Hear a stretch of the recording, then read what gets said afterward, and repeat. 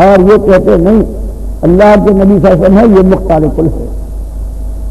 ان کو سارے اختیارات دے دیے گئے ہیں،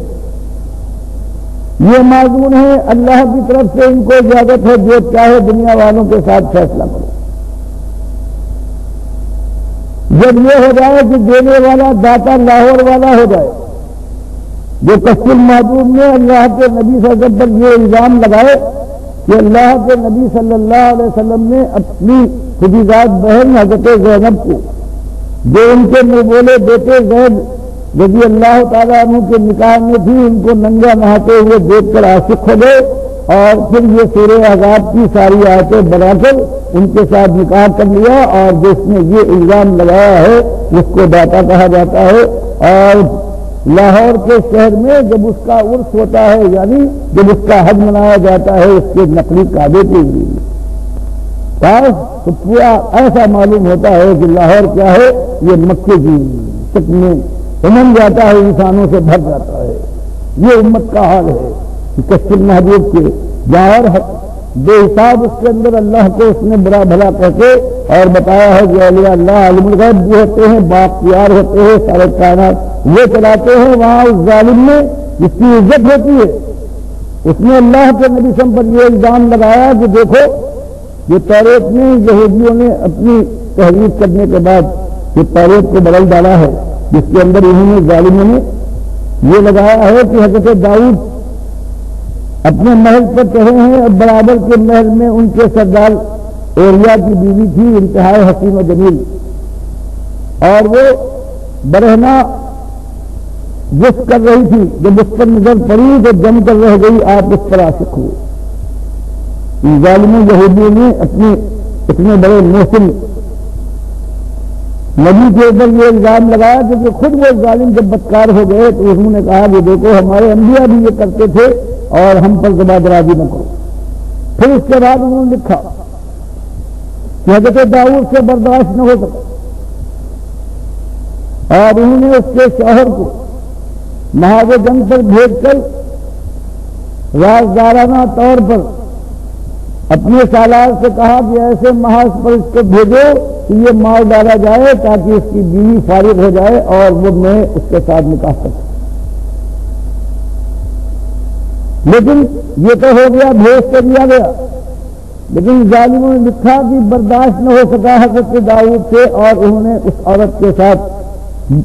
برائی کی، یہاں تک کہ حضرت سلیمان جو پیدا ہوئے ہیں یہ 6 مہینے سے بھی کم، باپ کے مرنے کے 6 مہینے سے کم میں پیدا ہوئے ہیں، یعنی یہ بلد الزنا تھے۔ اس کا حوالہ دیتا ہے یہ کشف المحبوب کا لکھنے والا، جس کا فوٹو آپ کے سامنے ہر کتاب کے اندر فقہ اور فہم کے بعد میں۔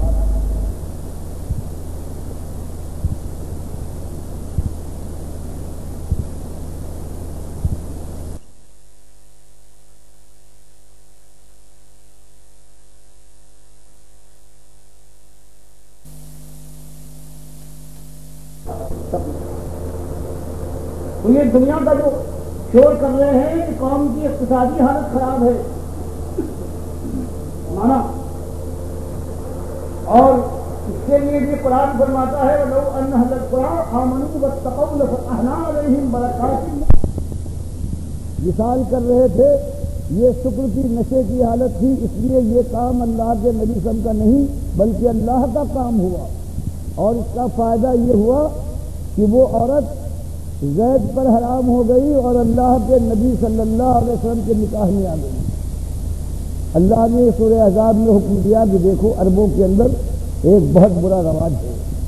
کہ کسی کو بیٹا کہہ دیتے ہیں، منہ بیڑا بیٹا، اصلی بیٹا بن جاتا ہے، اندر خاندان میں آتا ہے، اپنی بہنوں سے بھائی کی طرح سے ملتا ہے، اور ایسی خرابی پیدا ہوتی ہے، کہاں سگا بھائی اور کہاں منہ بولا۔ اس لیے یہ بند ہونا چاہیے، آپ آخری نبی ہیں، آپ کے ذریعے سے ہم اس کام کو ختم کرتے ہیں۔ آپ کے منہ بولے بیٹے ہیں، زید ان کی بیوی الگ ہو گئی ہے، آپ اس کے ساتھ نکاح کر کے ثابت کر دیجیے کہ منہ بولا بیٹا اصلی بیٹا نہیں ہوتا۔ یہ اللہ نے نبی صاحب کو حکم دیا، اور یہ کیا کہتے ہیں یہ داتا کہلائے جانے والے کہ نبی صاحب کو نگاہ پڑ گئی اور برہنہ نہاتے ہوئے اور اس پر عاشق ہو کر یہ سارا کچھ بنایا ہے. اب ایسے لوگ ہیں جن کی قدر ہو رہی ہے.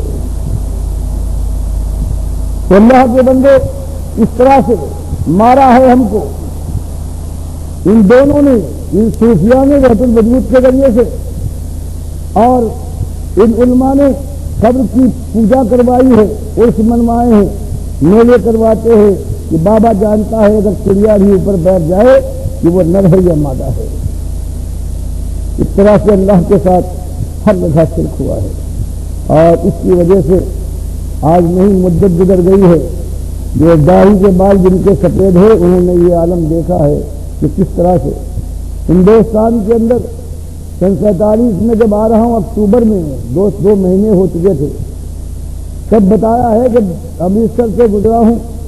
کہ بتایا ہے کہ ڈاکٹر صاحب آپ تو اب آئے ہیں، اگر 2 مہینے جو گزرے ہیں آپ یہاں آتے تو ہوتا یہ تھا کہ ہندوستان سے جو نکالے ہوئے مسلمان کہلائے جانے والے قافلے آتے تھے جن میں لاکھوں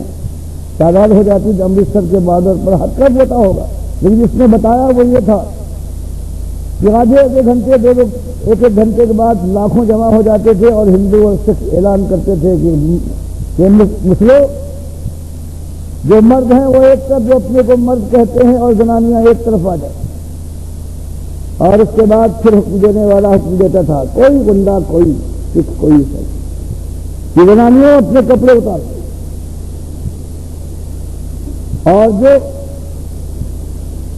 کچھ اس کے اندر رکاوٹ پیدا کرتی، کسی کو جوتا ہے کبھی اس کے پیٹ کے اوپر، کبھی سنگاہ کے اوپر، کبھی بچے کو چھین کر اگر گود میں بچہ ہے صرفان کے اوپر چڑھا کر بچہ چیخا، ایک روپ چھا گیا. اور پھر امرتسر کے بازاروں میں یہ ننگا جلوس نکل رہا ہے، عین سڑکوں کے اوپر دن کے روشنی کے اندر آبرو برباد کی جا رہی ہے. یہ 2 مہینے تک لگاتار یہ ہوتا رہا ہے. میں جب گیا ہوں گیا قائم میں جالندھر کے پاس 2 لاکھ آدمی اس میں جمع ہیں جو آ رہے ہیں برابر کپورتھلا سے جالندھر پر قریب کے علاقے سے. وہاں عالم یہ ہے کہ 2 لاکھ کبھی 1.5 لاکھ کبھی بابر بڑھتے جا رہے ہیں. وہاں اعلان ہو گیا کہ پاکستان سے ڈاکٹر آیا ہے تو مائیں 70 برس کی جھٹیاں پڑی ہوئی ہیں، وہ اپنی چھاتی کھول کر دکھاتی ہیں، جو خون ٹپک رہا ہے کٹی ہوئی چھاتیاں ہے. پوچھتا ہوں کہ ماں یہ کس نے کاٹا؟ وہی بھائی جو آپ کے سکھ نے کسی ہندو نے اسے کاٹ ڈالا ہے، کتنوں کو ختم کر دیا. جوان بہنیں ہیں رانیں کٹی ہوئی ہیں، اس کو دیکھنے کے بعد بتاتی ہیں کہ اس کو کاٹ دیا ہے اور یہ کیسے کہیں کہ اس سے پہلے آبرو برباد کی جا سکتی تھی. یہ سب کچھ ہوا ہے. اللہ نے تو وعدہ کیا تھا کہ انتم الاعلون ان کنتم مؤمنین. اگر سچے ایماندار ہوئے تو دنیا میں بھی تم سرفراز اور کامران رہو گے. لیکن یہ امت کا یہ حال ہے کہ اندر والا بھی مارتا ہے اور باہر والا. اسی سے 71 کی جنگ میں سیالکوٹ کی ایک تحصیل سے 50,000 عورتوں کو ہندوستانی پکڑ لے گئے. تو یہ سب کچھ ایک ہی چیز سے یہ پاداش ہے اور یہ شرک ہے. اور شرک کے پھیلانے والے یہ کفر کے علمبردار یہی ہے جو مسجدوں میں حرام کھاتے ہیں. اللہ فرماتا ولا تشتروا بآیاتی ثمنا قلیلا. قرآن کو یہ بیچتے ہیں. اللہ فرماتا ہے کہ یہ کیسے فماس برہم النار کیسے صابر ہوئی آگ کو. اور یہ اپنے کو کہتے ہیں کہ علماء ورثۃ الانبیاء کہ علماء انبیاء کے وارث ہیں. جو ان کا علم جو ان کا عمل تھا اس کو انہوں نے اپنایا ہے. حالانکہ قرآن ہر نبی کے لیے کہتا ہے، اس نے دعوت دی ہے، دن رات ایک کر دیے ہے اور کہتا ہے ولا اسألک علیہ من اجر ان اجریہ الا علی اللہ، کہ تم سے ایک پیسہ نہیں مانگتا اور تم دینا بھی چاہو زبردستی تو نہیں لوں گا، تمہارے منہ پر کھیت ماروں گا، میں اللہ سے لینے والا ہوں، تم سے نہیں. اور یہ قرآن ہو گیا. حدیث فرماتی ہے بخاری نے اس کو باب باندھا ہے اور وہ حدیث یہ ہے اقرأ القرآن بلا تاکل بھی. قرآن پڑھو سمجھو عمل کرو پہنچاؤ دنیا والوں تک، لیکن روٹی کھانے کا ذریعہ نہ بناؤ. اب قرآن و حدیث کے بعد اب امام ابو حنیفہ رحمۃ اللہ علیہ تو یہ سب ماننے والے کہتے ہیں ہم ان کے ماننے والے ہیں، لیکن نہ ان کا عقیدہ مانتے ہیں